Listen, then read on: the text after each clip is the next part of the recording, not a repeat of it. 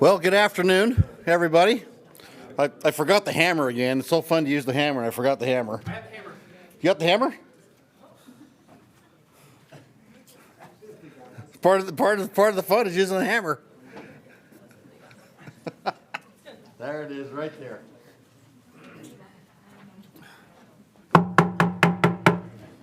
That just makes you feel better when you do that.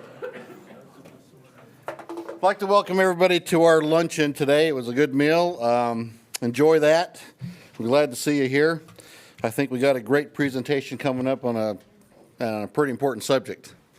You may have noticed hurricanes and tornadoes and earthquakes and everything else cause a lot of damage. And it's going to be interesting to hear about this. First of all, we'll welcome our new members. I know we got a new member here. Do you mind standing up and introducing yourself, at least one? Yep. My name is Natalie Nero. I'm in banking. I'm not a geologist, so I'm very nervous to be here, but I'm excited about it. I love geology. It's something that I love learning about, and I have my own rock hammer even. So Nice. That's good. That's a big qualification right there. So I'm excited to be here.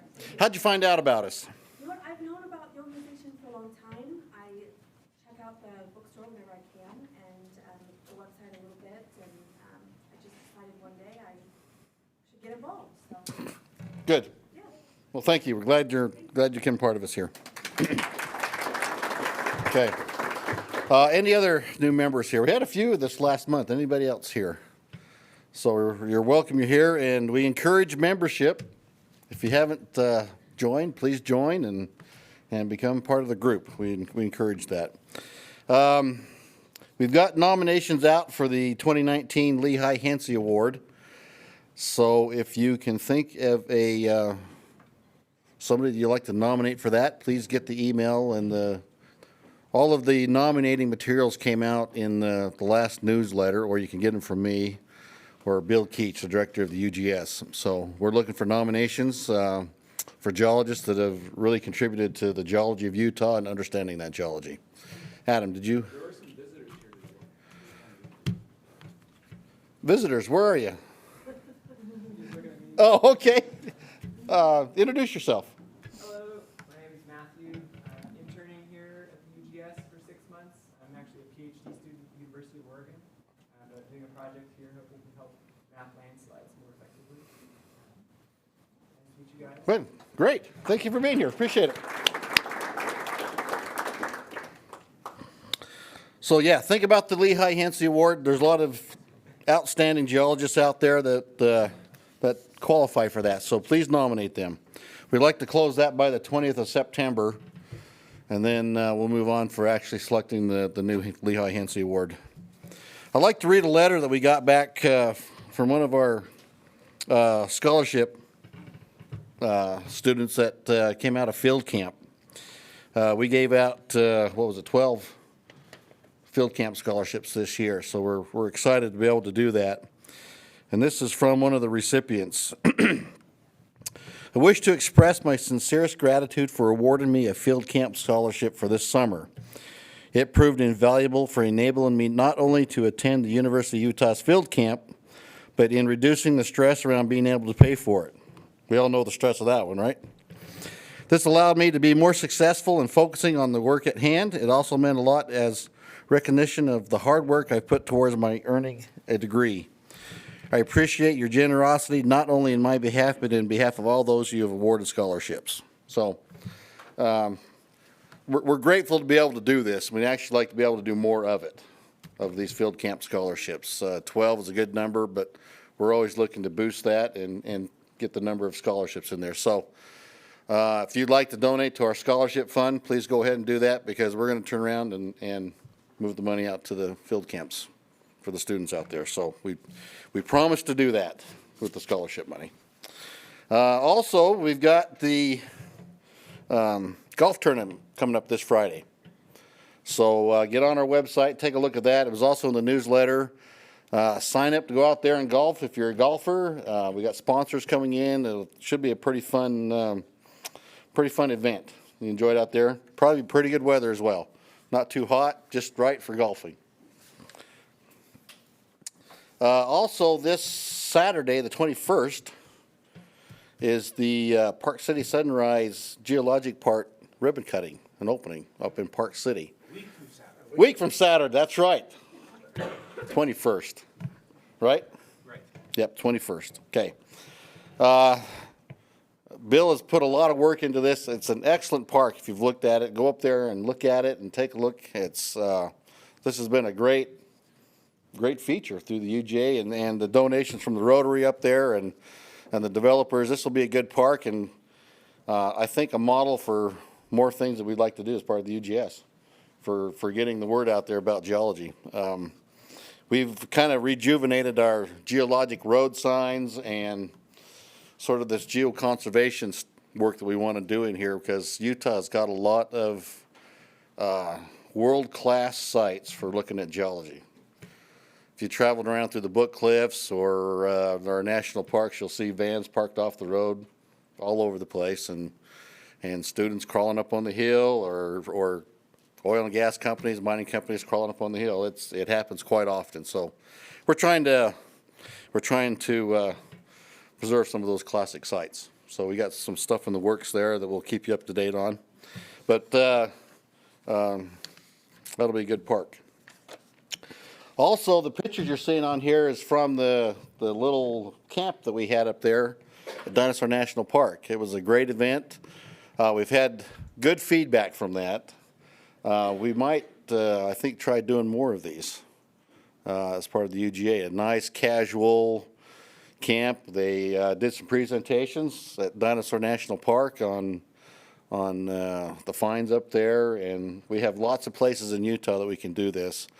So this might become more of an occurrence that we do for events here in the summer. A nice casual camp out collaboration with some other societies. It was a really good event. Really good event. We're going to try to do that. Hats off to Lucy for spearheading putting it together. I don't think she's here, is she? And George. Lucy and George did a lot of work on that, so it was a very good event. So the field trip for the guidebook, the Geosites of Utah, is October 25th and 26th. The registration will be coming out here this week, and we'll have the costs on that, but I think we got some good sites we're going to visit overnight through central Utah and down by Moab and back up through the Book Cliffs. I think it's going to be a good trip. So plan on that as well. And I think that's all I have. Is there anything else that we need to bring up? Yes. I'm just gonna do another plug. There we go. Next year's guidebook, as the editor, to remind you, the topic is renewable energy and mineral resources. So we're kind of updating an older publication that talked about mineral resources in Utah, but we want to include renewable energy this time. So if you have a topic in mind, anything, we've extended the deadline a couple times. The abstracts, really, we'd just like to hear from anybody who's interested. Send us your idea for your paper so that we can take a look at it. The full paper we definitely would have to have by the end of the year. So figure that into your schedule for writing a paper, but abstracts really we still need some more. So please think about that. Think about other people you know who might have a good topic for a paper, and contact us. The contact information was in the last newsletter, but my name's Jan Morse. My email is janmorse@utah.gov. So if you're interested, you come see me during this meeting or after. And we need some more interesting. Let's get some more papers in there. It'd be great. Okay, thank you, Jan, for that. Anything else? Paul? Oh, yes, come on up. This is a very important one. I'd just like to stand up and make a desperate plea for volunteers to be officers. I think this is some of the most rewarding volunteer work I've ever done, and it's been some of the best geology-type networking. And it's a minimal amount of time per month, maybe 10 hours per month, including meeting and organizing these events. And I think it's something that all of you should try at least once or twice if you've already tried it once. And don't feel like you're underqualified. I thought I was underqualified to be president, and everything turned out just fine. So Seems to manage itself in some ways. right now, the association is doing great financially. It'd be a great time to be involved in the leadership. It gives you an opportunity to help students and teachers. And so if you feel like you'd be willing to do a little bit of volunteer work, it'd be very helpful to the association. Our yearly vote is supposed to happen in early October. And right now, we only have 2 potential candidates. One of them is me.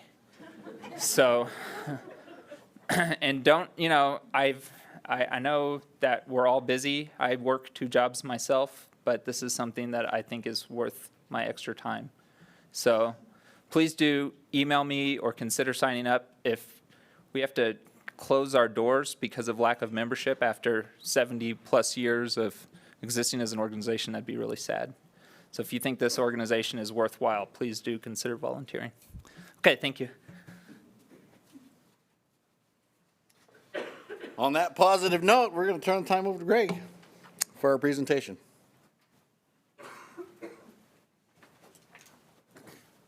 Good afternoon. Today's speaker comes to us outside of geology, and I think we'll have a very interesting talk. Today's speaker is Divya Chandrasekhar, and she is an assistant professor in the Department of City and Metropolitan Planning at the University of Utah. She has expertise in community recovery from disasters. Her research has examined post-disaster community participation and capacity building, networking,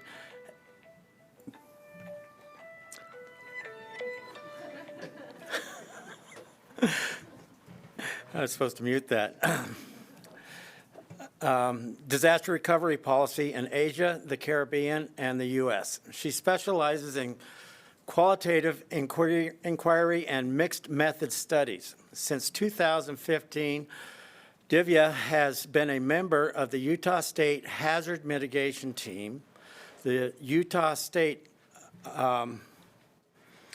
Hazard Mitigation Plan Advisory Committee, and an affiliate of the Global Change and Sustainability Center at the University of Utah. She also leads the Utah Resilience Initiative, which is a network of hazards researchers across the University of Utah dedicated to produce impactful interdisciplinary hazards research and public outreach. Her research has been funded by the National Science Foundation, the Department of the Interior, and the Natural Hazards Center at Boulder, Colorado. Her work has been published in prominent national and international journals in the fields of disaster management and urban planning. Divya has received her master's degree and PhD degree in urban and regional planning at the University of Illinois, Urbana-Champaign, and holds a bachelor's degree in physical planning from the School of Planning and Architecture in New Delhi.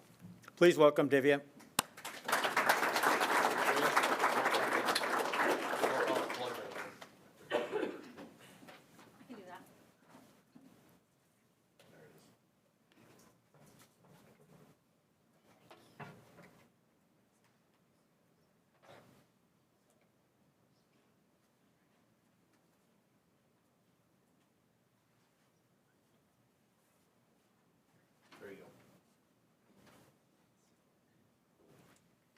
Excellent. Make sure it actually works. It does. It's beautiful. Thank you. Thank you. I can't believe I did all that, the stuff that you said. But I guess I did. I guess I wrote that, so I must have done it. Well, thank you to the Utah Geological Association for inviting me to speak today. As Greg mentioned, I'm up at city planning at the U, and I've been studying disaster recovery for actually more than a decade. It's easily been 15 years at the least.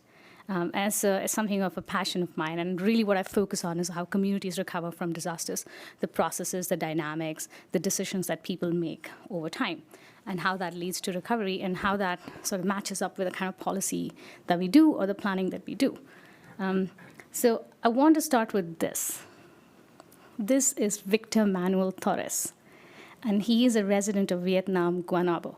This is Puerto Rico. And Victor Manuel Torres is losing land to sea level rise. He's been losing land for a while now. And when Maria hit, he had easily 5 to 7 feet of water in his house. But Victor Manuel Torres is not leaving his house. And this story is very typical. This is an enduring frustration of planners and other built environment professionals who know there's hazard risk in place. We know these people have suffered, and we would love for them to move, but they don't want to move. And the question always comes up, like, why? Just why won't they move? Right? And I think the answer to this kind of a dilemma or question, issue, lies in how place and identity are interlinked. If you really think about it, and maybe you want to take a minute and think about who you are and how much your identity is built around the place that you live in, right? And really, there are two ways of thinking. There are 2 dimensions to this relationship between place and identity. One is a social dimension, one is a physical dimension. So the social dimension, for instance, is you love a place because your friends and family live there. This is where they've always lived, or maybe this is where they live now. You love this place. It allows you to meet these people on a daily basis, right? The other way.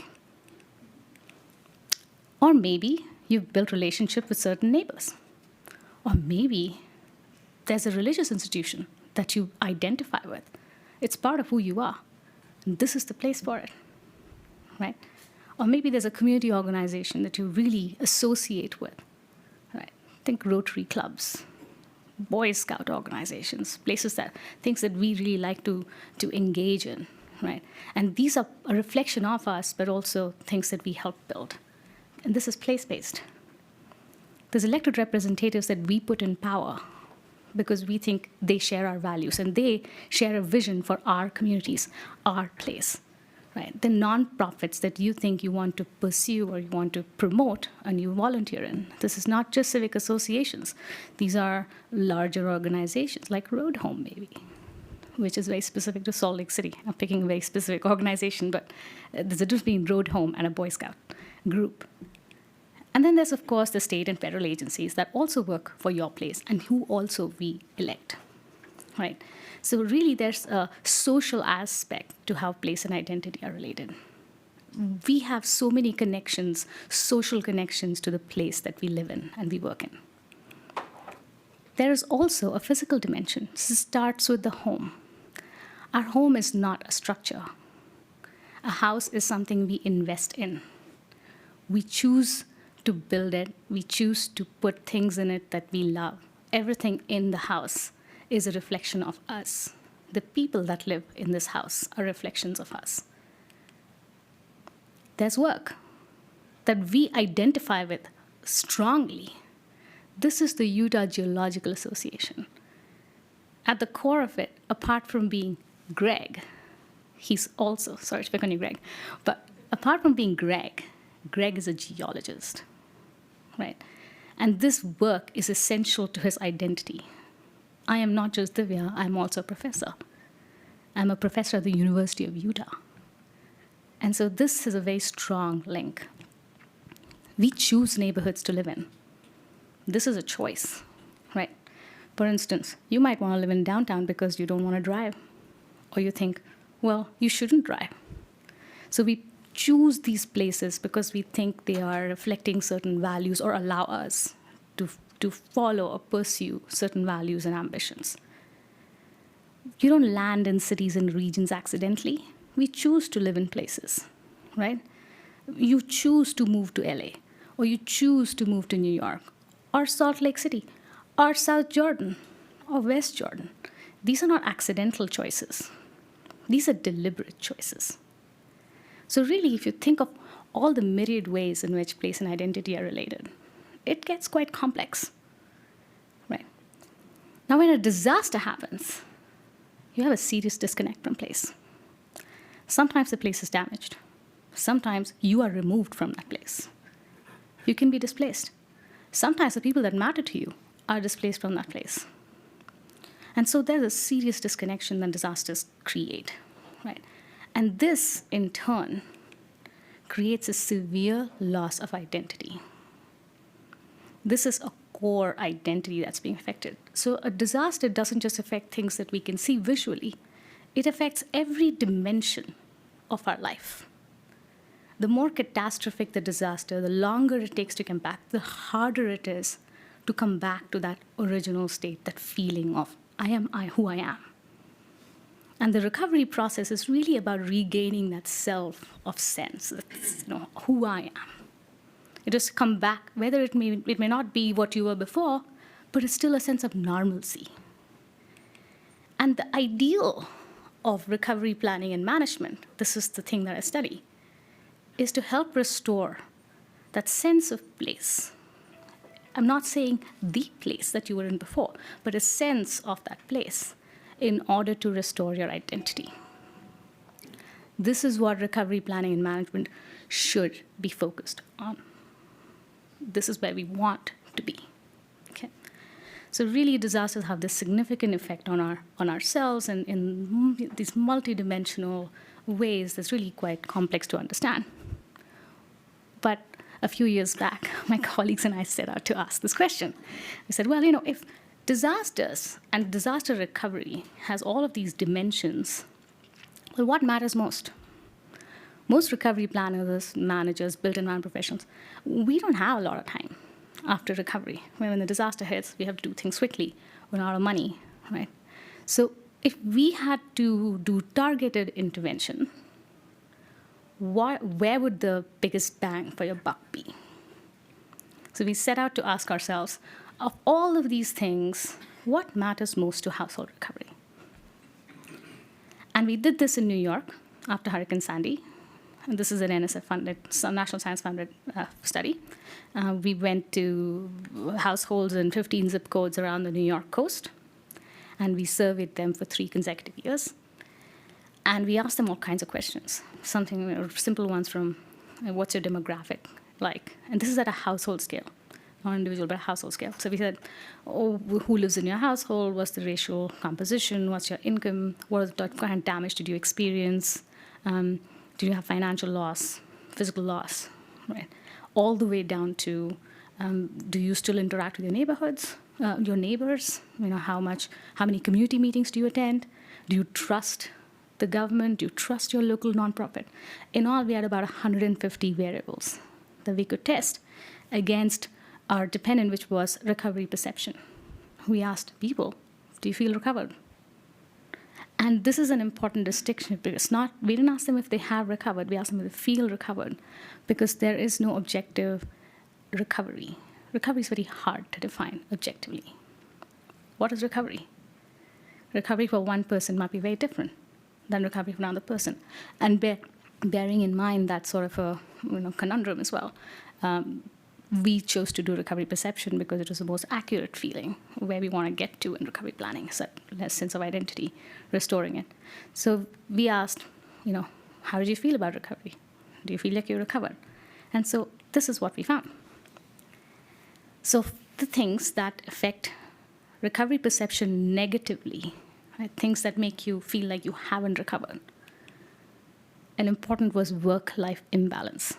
So if you are spending a lot of time rebuilding a house or having to take on a second job in order to pay for rebuilding that house, and you didn't have enough time to spend with your friends and your family, you're about 1.5 times less likely to think you're recovered.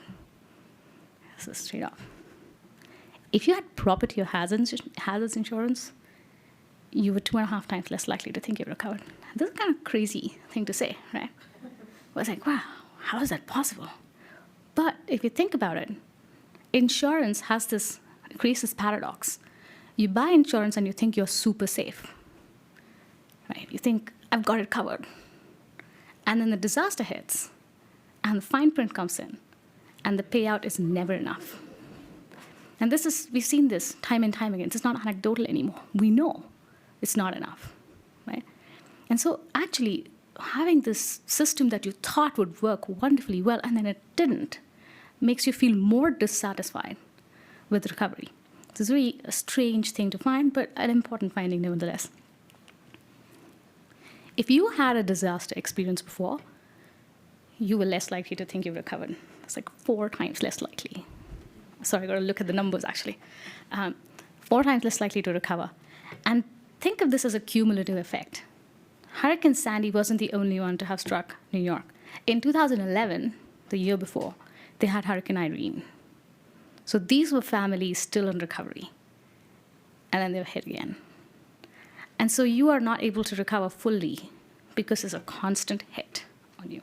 And you can think of this as being relevant to the Florida, communities along the Florida coast, North Carolina, the Bahamas, Puerto Rico. You can expect this to be pretty standard fare for these communities. So if you had these repeated experiences, you were less likely to think you recovered. Now we come to the big stuff. If you got money only from your friends and family, this is money, so recovery financing, from your friends and family, what sociologists call the primary networks, then you are 12.5 times less likely to think you've recovered. I'll come back to this point later, but it's a very important point, okay? And if you lost connection with your community, this is to say, you could no longer attend your church or go to those community meetings that you so much enjoyed or participate in communal life, you were 25 times less likely to think you recovered. Just want to take that a second. So, what are the other end of the story? Things that affect your recovery perception positively. If you were able to maintain proximity to your friends, family, your job in the post-disaster moment, you're 1.5 times likely to think you've recovered. So for instance, if you're displaced, but not too far away, or maybe your friends and family were displaced along with you, right? That allowed you to still maintain that social connection. So that was a positive effect on recovery. If your neighborhood was restored, the amenities were back, grocery store, or the transportation was back, right? Or the schools had started for your children, then you were twice as likely to think you recovered. If you got funding from the government or nonprofit, you're 4.5 times likely to think you recovered. This is what sociologists call the secondary network, right? And here's the zinger. If you got help, this is broadly defined, not financial, from that same primary network, you are also 4.5 times likely to think you recovered. And at this point, I'd like to sit and just think a little bit about what roles this primary network is playing for us. In sociology, in a lot of fields really, we talk a lot about social capital. I'm sure some of you have heard of this term before. And social capital are the resources that are accessible to us through our social networks. I know somebody is my relative, right? So the resources that accrue through these connections, these social connections, is called social capital. That's a really basic terminology here. There are typically 3 types of social capital that we talk about.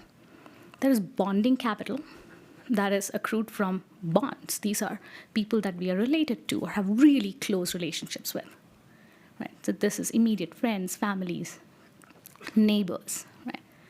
Then there is bridging capital, which goes from network to network. You bridge 2 networks, right? So these might be acquaintances that you know. And then there's what's called linking capital. And linking capital is access to resources from formal institutions, governments, nonprofits. This research is showing us the glass ceiling that bonding capital hits. Bonding capital is at primary networks, right? So we found that if you got financial help from your bonding group, the bonds, you were not able to recover. If you got financial help from the linking group, the secondary group, you were more likely to think you recovered. So what this is telling you is that recovery is really expensive. And individuals and their close networks don't have the capacity to pay for it. If we just let individuals be and say, oh, you'll recover, they will actually not recover. And if there's ever been a case for governmental assistance or aid for disaster recovery, this is it. Because try as much as as hard as they can try, they're never going to overcome the expense, the burden that recovery costs. And so they're never going to be able to manage it on their own. But that doesn't mean that your primary networks are useless. They provide you with solace. They provide you with non-monetary assistance. They give you the couch when you've been displaced for 3 weeks. They take care of your children if their school hasn't started, so you can get back to work. Right? They let you borrow their power tools so that you can start your, rebuilding your house without having to pay extra for power tools. So these are other types of relationships that we also, or types of resources that we accrue from primary. So the bonding capital has a limit financially, but is very useful in other ways. Okay, so the social capital that we get from our immediate family members is really, really important, but it is not enough to pay for recovery. At that point, you need the government or a nonprofit to step in and help you. And finally, no surprise here, if you were able to reconnect with your community, this is reestablishing those event links, the activities that you're doing, participating in communal life in your neighborhood, in your immediate community, you were 12.5 times likely to think you recovered. And so the picture that I'm really trying to paint here is recovery is communal. How households recover has a lot to do with what's happening around the household. Household recovery is not just about the decisions that households are making. It's about decisions that other people are making. The neighbors, the governments, the nonprofits, right? And recovery managers, planners, people in the built environment profession who lead recovery planning have a really important role to play here. So for instance, we come up with temporary housing after disaster, right? Imagine the Salt Lake City had an earthquake. Should be easy. Imagine you had it. Where would you go? And the people who decide that policy are people like me. And we think about where would they go? And we rarely think that maybe we should make sure to preserve social connection when we move people. Typically, it's here's some money, go find a place to live. That's the model in this country. And when everybody goes different directions, you lose social connection. It's really important to recovery. It's actually negatively impactful when you're unable to keep those connections in place, and it's positively impactful when you are. And for the record, other countries do it pretty well. So it's not like there's no model out there. It's just that we follow this model in this country, and it doesn't seem to be working very well. We can see that in research on Hurricane Katrina, longitudinal research that's been done on that, particularly. We are also the people, and I say we, the grand recovery planners, managers, we are the people that also talk about or create recovery programs. What should recovery reconstruction aid cover? And when should it be available, the duration, right? This would mean that if you needed help 6 months down the line, maybe there isn't a program for it. So we have a lot of role. We have a big role here on how we can guide individual household recovery. We also make decisions about which neighborhoods to restore and in what timeline, right? And that can significantly determine who returns and who does not. If you are low income and you're a wage earner, a daily wage earner, you have to go find a job tomorrow. And the longer you are away from your place, the longer you're inclined to stay there. But the cost socially is very high. But you find you have no other choice. And these decisions are heavily dependent on the decisions that recovery planners, managers make about which neighborhoods to restore. We saw this in New Orleans. the city today, 10 years later, looks very different. It's whiter, it's older, it's richer than it used to be. So this is pretty impactful, right? The quality of our planning, the quality of our management really significantly impacts what households are doing. But that's not all. Recovery is also the moment to think about resiliency. Right? This is the moment to sit back and ask yourself, well, how do I recover from the next disaster? Not just this one, but the next one. That's resiliency. Right?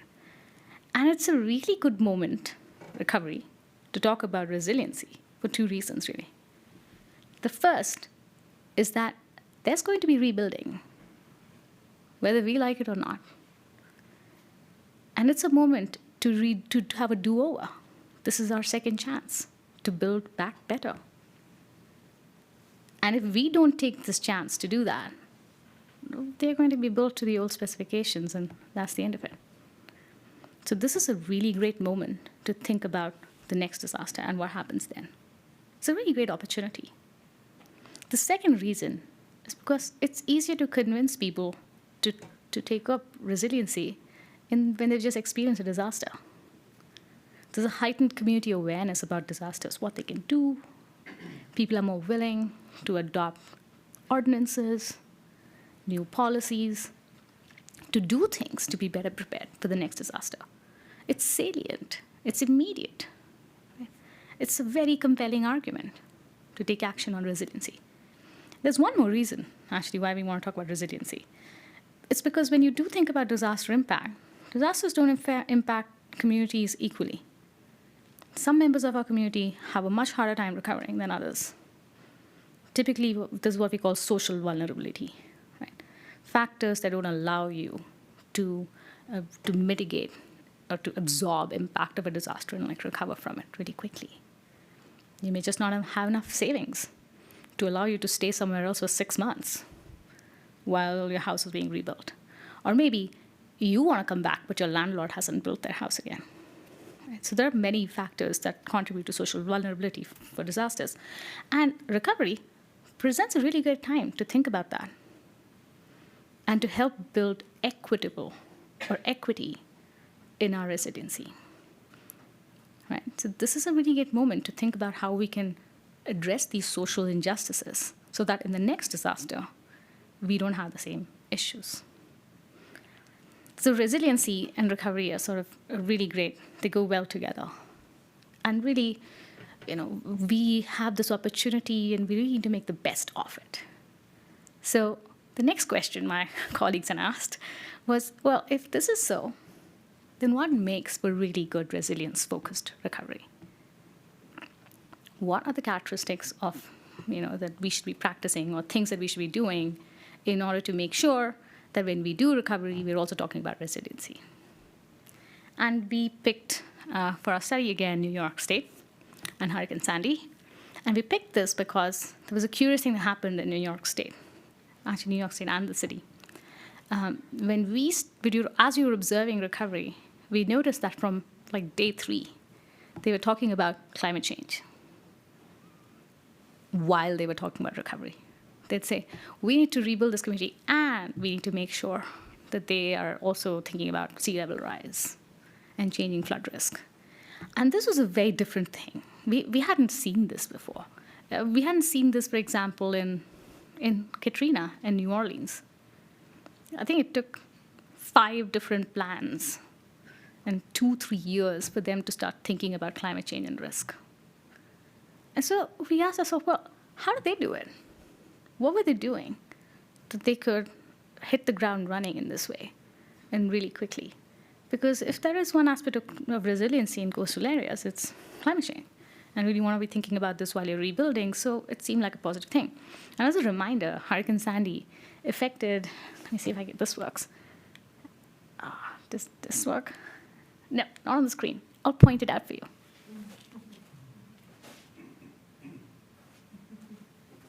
That's all it affected. That's coastal New York, right?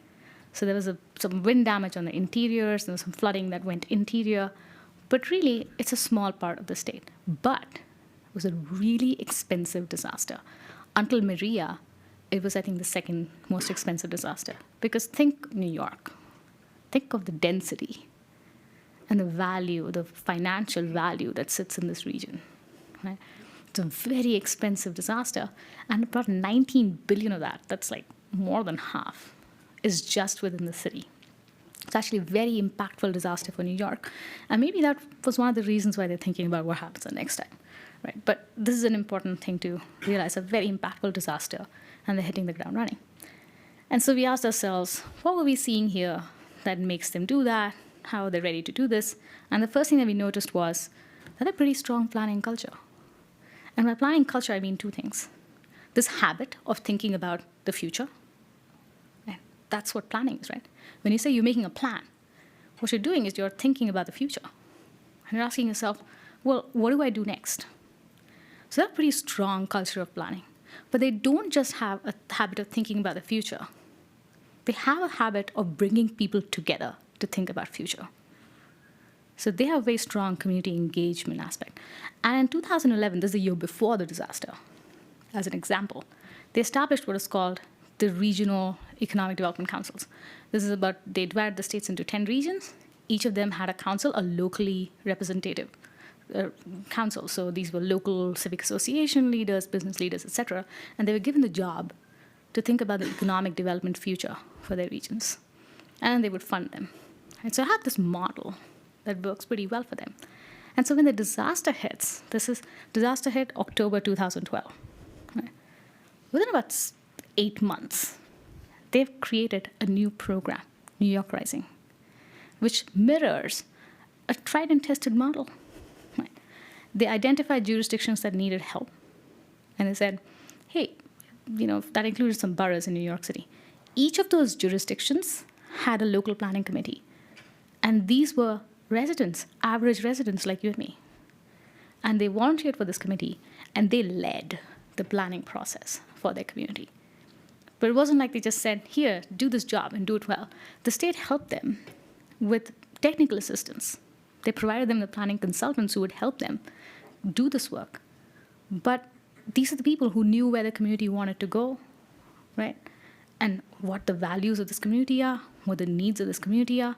So this is a very important aspect of having this representation in the planning process. And because they had this tried and tested model from before, it was really quick deployment. And it was quick implementation, to the point that I think within 2 years, they had all plans. And as just a comparison, in New Orleans, it's not to beat New Orleans up, I love New Orleans because I've studied it for years. It has amazing stories of resiliency with it. But at the planning in New Orleans, we had, I don't think the final plan was done until 5 years later for the city. That's just one city. Right? But here, 124 plans, approved plans, are done by 2014. So it's pretty quick. And they're able to do this because they have a habit of doing it. They're already planning, and they're thinking about community engagement and planning. So they're actually able to deploy this quickly, do it effectively. They've already thought about funding and how we should, move the money, because they have done it before, right? So strong planning culture is really important to resiliency planning. And this includes thinking about community engagement as part of the planning.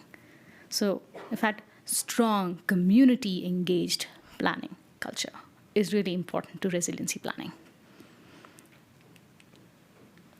They also had a very high organizational capacity. And now, this is New York City, because planning also happens at the city level. And typically, when we talk about organizational capacity, we're also talking about things like budget and how many staff members they have, which undoubtedly they have a lot of. This is New York City. I think their last budget was $40 billion.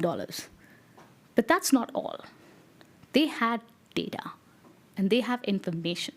That's also organizational capacity, right? And here's an example of it in action.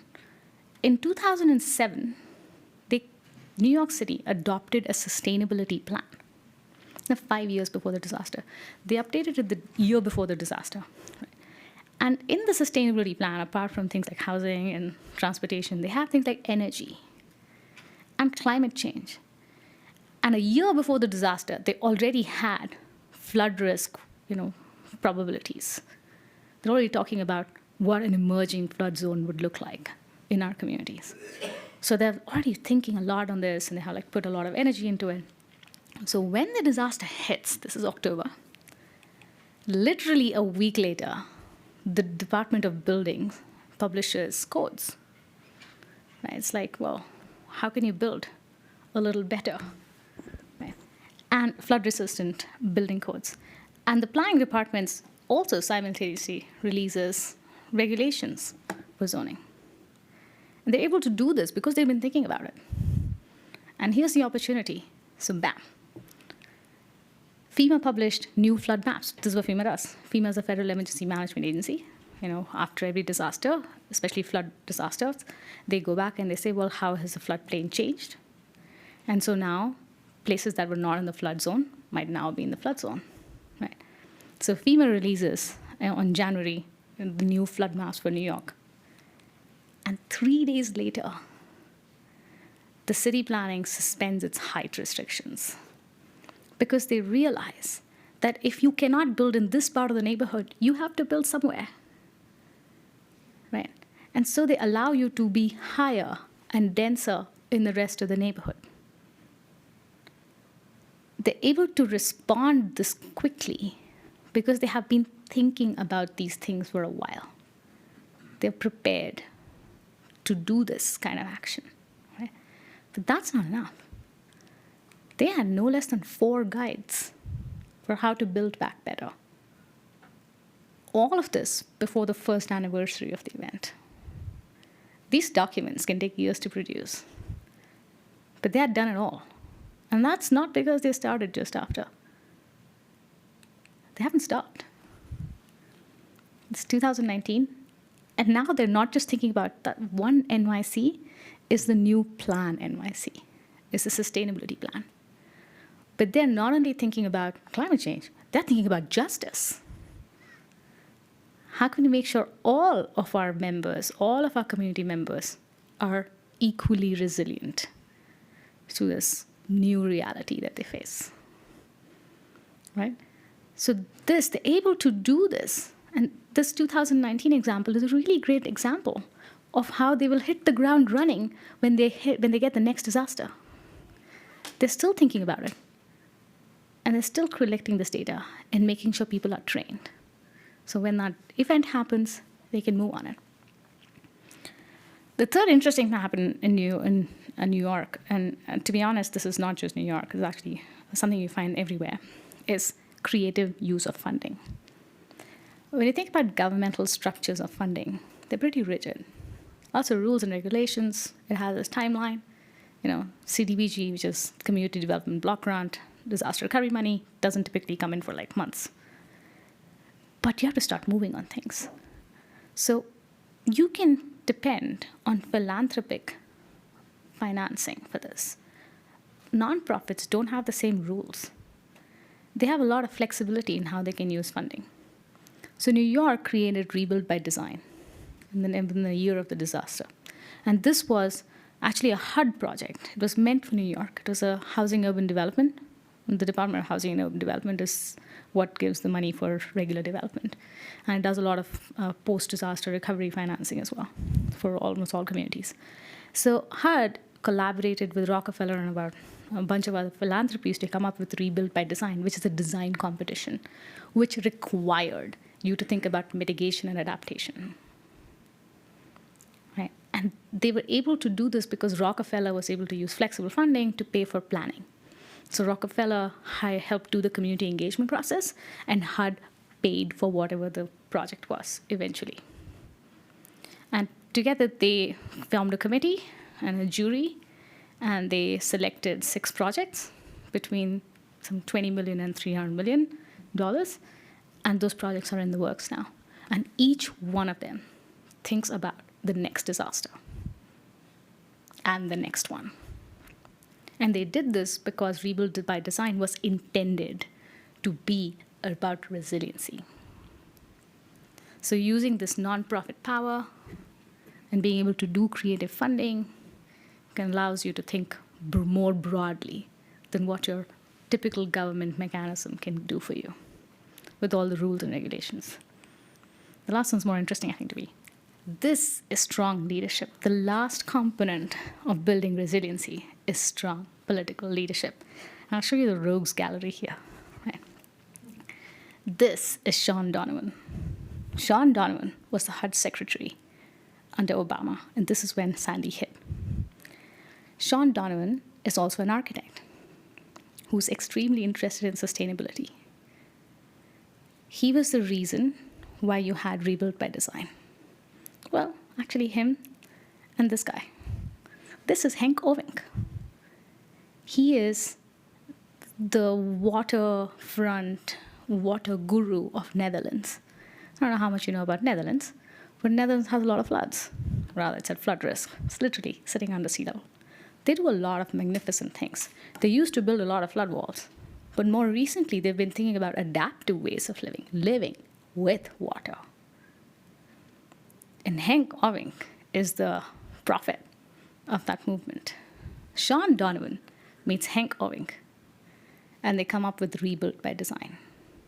And Rebuilt by Design was mitigation, adaptation focused, because there were two powerful men sitting and guiding what that should look like, pushing for that agenda. That was just Rebuilt by Design, though. This is George Stafford. George Stafford was Assistant Secretary of State for New York at the time. This is the man behind New York Rising. You know that big plan which had those local jurisdictions, local planning committees, community engaged planning, the ones that had to think about resiliency in the future? Well, George Stafford rebuilt or built most of the waterfronts. He's also a landscape architect. And so this is something he does all the time. And it was his leadership behind the scenes that made sure New York Rising was focused long term. And this, I hope, needs no introduction. This man, this is Michael Bloomberg. Michael Bloomberg was the mayor of New York before Sandy, and I think for a little bit after. Michael Bloomberg is the reason why we have Plan NYC. I wouldn't say the reason, but one of the major reasons. He's a big believer in climate change. He's the one that pursued Plan, NYC, the sustainability plan that I was talking about with energy and climate change back in 2007, and the update in 2011. And he's a big proponent of climate change because I don't know how many of you are aware, but a few years back when the US pulled out of the climate treaty, it left a gap at the UN of about like $5 million that the US would have contributed to. Michael Bloomberg's been paying it out of his own funds. $5 million last year, and he's actually thinking of paying another $5 million this year. This is a man who believes in climate change, right? And he wants to make sure New York is thinking about it too. So it really requires a very deep level of political will and strong leadership to drive resiliency-focused recovery planning. And so if I had to sum up, there are 4 things to talk about. Strong planning culture that is community-focused, community-engaged. Right? So that is to say, we start to think about these things now. Right? Strong organizational capacity.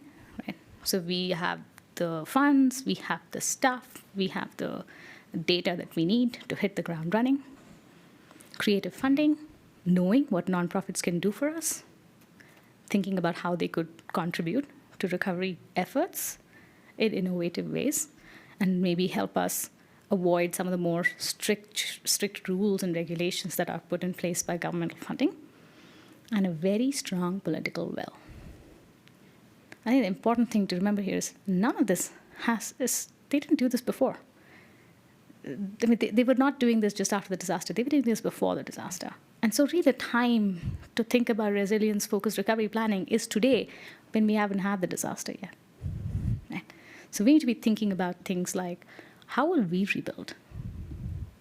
And what are the things that we will pursue in that recovery planning when that earthquake hits Salt Lake City? And if we start to do this today, we're more likely to be more resilient to this disaster that we know will happen. So as a sort of a recap, there are a few things that I want to really point out, sort of takeaways from this talk, rather important ones. The first is that risk comes in many forms. Right? Hazard risk is not the only risk individuals, households face in a community. Sure, there's earthquakes that happen in Salt Lake City, but I'm also at risk of not paying my rent tomorrow, or not having food to eat tomorrow. Or if I had to leave this place, I'm at risk of losing all the people, the connections, the places that I love. So for Victor Manuel Torres, who we started with, leaving the place might actually have greater risk in other dimensions than the hazard risk he faces staying in that place. And really, it's a very important, very deep, thoughtful, reflective process to think about all the various risks we face in our lives and what we are willing to take and what we are willing to not take. And so recovery and resilience planning are as much about process as much about the outcome. Relocation away from hazard areas might be a recovery and resilience solution, but the way you get to that solution is really, really important. You have to be cognizant of the various things that matter to people. You have to involve those people in that decision-making process. They have to make that decision. The best, most successful relocation programs, and I'm saying relocation because that's a lot of what's happening for Victor Manuel Torres. Most successful relocation processes that have ever happened across the world are ones that are community-based. It's where communities get together and say, I think it's time to move. And they are willing to take the risks that come with moving. So this is really important. Now, we think about the process as much as the outcome. And we're only as resilient as our most vulnerable neighbors. Think ecological systems here. We all play our part in this ecological system that's urban, our city, that is Salt Lake City. And if we leave some of these people behind, we will never have the same ecological strength that we had before. And so it's really important to think about equity and social justice as we do recovery planning. We will not have the same community, the same place, if some of these members were left behind. And of course, the last thing is that disaster recovery is a great opportunity for thinking about resilience. But it's only so if we're ready for it. So we really have to start working on this now. We cannot wait for it, later. We can't wait for the disaster to strike and then start thinking about what happens in the next disaster. This is the time to think about it. And as we start thinking about it, we want to focus on things like planning capacity, we want to think about organizational capacity, we want to think about building political will, leadership around this. These are the challenges that we have for resilience planning. And they're all process-based, interestingly. And with that, I think I will end. Just a brief acknowledgement to the National Science Foundation and to my colleagues who helped with this research and the graduate students who are part of it. And of course, to the Utah Geological Association for having me today. Thank you.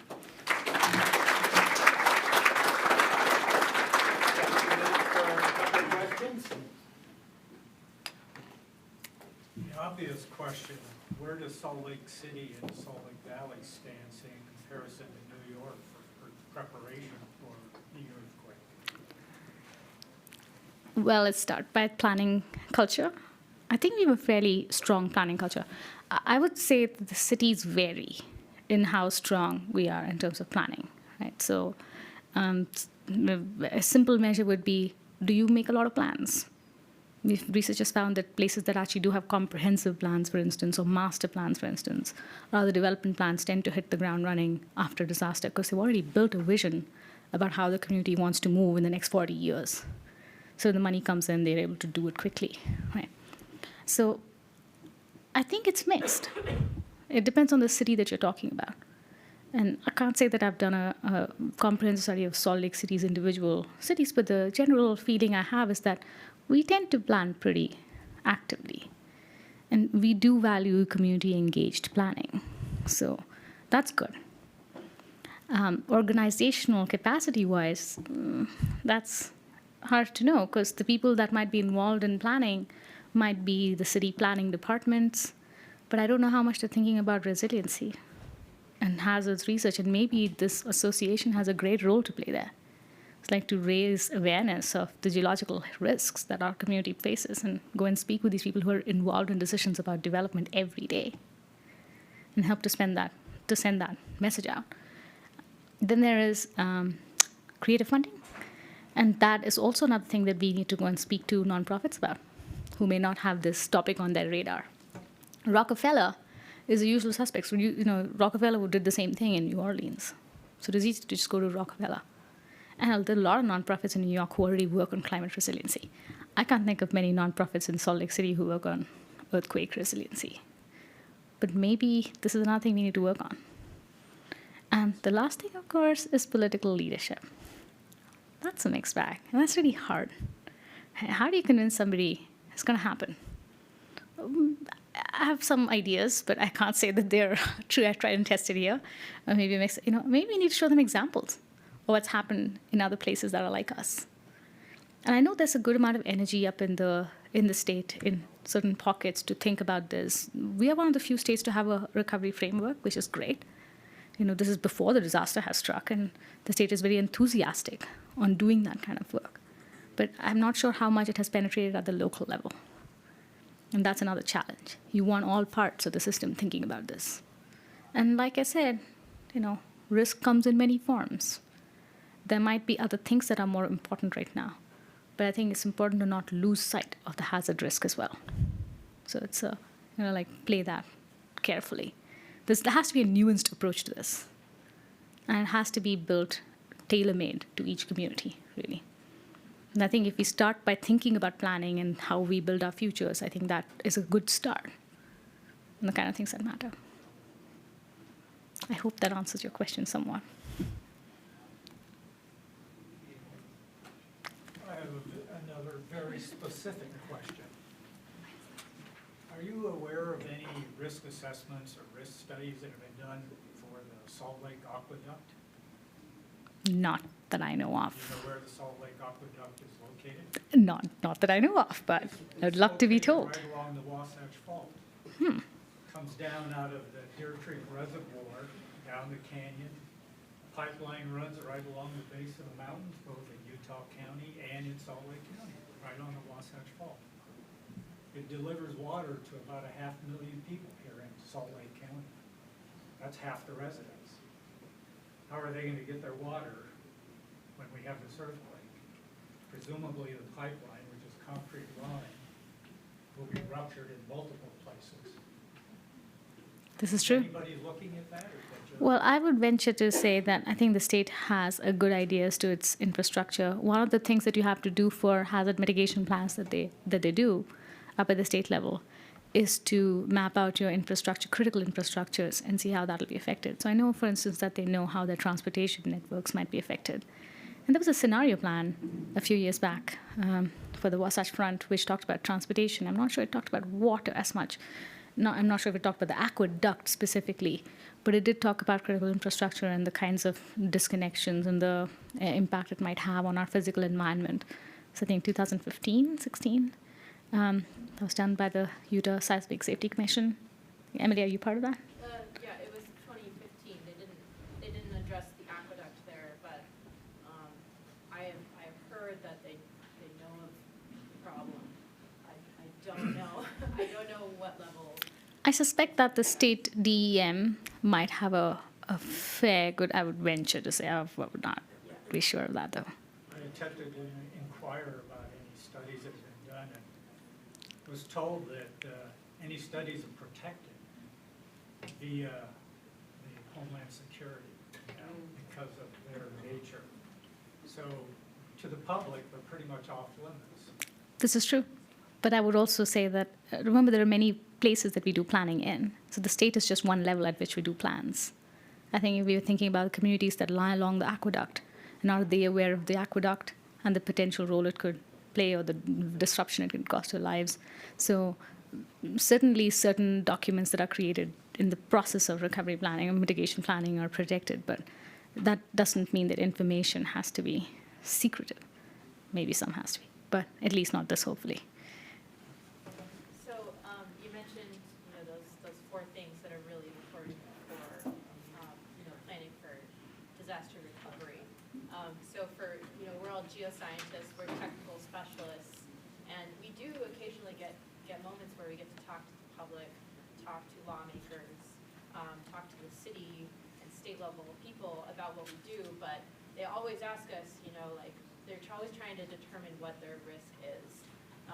And so if we want, we have, I think hopefully we all have a good script for saying what the risk is to the hazard, but if we want them to think about disaster recovery planning, maybe of the four, what is the one weakness that we should maybe tell them about? Is it I would think planning. planning? Right, because like I said, it's not because I'm a planner, but because planning allows you the opportunity to think about what your community is and where your community is going. Yeah. And this is very much like what recovery planning is about. And I think in the process of that, you think about different dimensions of your community. You think about its physical aspects, you think about the social aspects, think about the environmental conditions, and hazards are certainly one of those. And I think it's a really great starting point. So and I should mention, planning does not mean plans. Right? Planning is the act of deliberative thinking. It could just be a series of workshops that you're doing, visioning that you do with the community, just community conditions reports, assessments. It's really important to get community engaged in a manner that includes people, because how do you assess something you don't know? Right? People's needs are different in the community. Yes, we have to plan for something based on the existing conditions, and the best source for that information is the person living there. Right? So as long as we do community engaged planning, we build a habit about thinking about the future. We build connections between people. We build trust relationships so that when the disaster hits and you really have to think about recovery, at least these basic mechanisms are in place. So you can bring people together and they know each other and they've spoken to each other and they're ready to think collectively about something. If you've never done this before, it's a really hard prospect to start in that moment of recovery. With respect to the aqueduct, I don't work for the city, can't speak for the city, but I do know that some of their plans, depending upon the time of the year, if there was an earthquake, they plan on activating some of the sources that they don't typically use. And if it's in the summer, banning or reducing outdoor watering, those kinds of things. And the city has a lot of different sources of drinking water, and for instance, a number of wells that aren't used commonly, so I think they plan on, activating some of those.